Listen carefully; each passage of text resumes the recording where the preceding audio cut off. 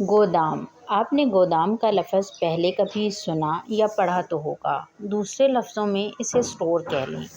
دکانداروں کے پاس اتنی جگہ نہیں ہوتی کہ وہ سارا سامان اس دکان پر رکھ سکیں، تو یہ لوگ الگ سے ایک گودام یا اسٹور بھی رکھتے ہیں اور ضرورت کے وقت اس گودام سے چیزیں نکالتے رہتے ہیں۔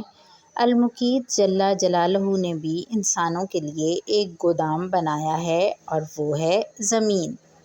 زمین سے حسب ضرورت ہمارے لیے غذائیں نکلتی رہتی ہیں، اور دلچسپ بات یہ ہے کہ ہر علاقے میں الگ الگ چیزیں ہیں۔ کسی جگہ سیب ہیں، کسی جگہ انگور، کسی جگہ چاول، کسی جگہ گندم اور کسی جگہ آم ہیں۔ یہ اربوں کھربوں انسانوں کے لیے کافی ہوتے ہیں، اور پھر روزی بھی ہر ایک جانور کی الگ الگ ہے۔ جسے گوشت کھانا ہے تو المقیت جل جلالہ اسے گوشت کھلاتا ہے، سبزی کھانے والے کو سبزی، پھل کھانے والے کو پھل، گھاس کھانے والوں کو گھاس، کیڑے مکوڑے کھانے والوں کو کیڑے مکوڑے، مچھلی کھانے والوں کو مچھلی اور بیج کھانے والوں کو بیج کھلاتا ہے۔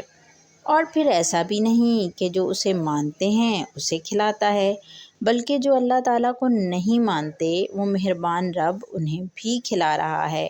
اور پھر جانوروں کو کھانے کے طریقے بھی سکھاتا ہے، جیسے مرغی کا بچہ پیدا ہوتے ہی زمین پر ٹھونگ مارتا ہے، حالانکہ نہ کوئی اسے بتاتا ہے اور نہ ہی کوئی اسے بتا سکتا ہے۔ یہ اللہ تعالیٰ ہیں جو سب کی روزی پیدا کر کے انہیں پہنچا رہے ہیں۔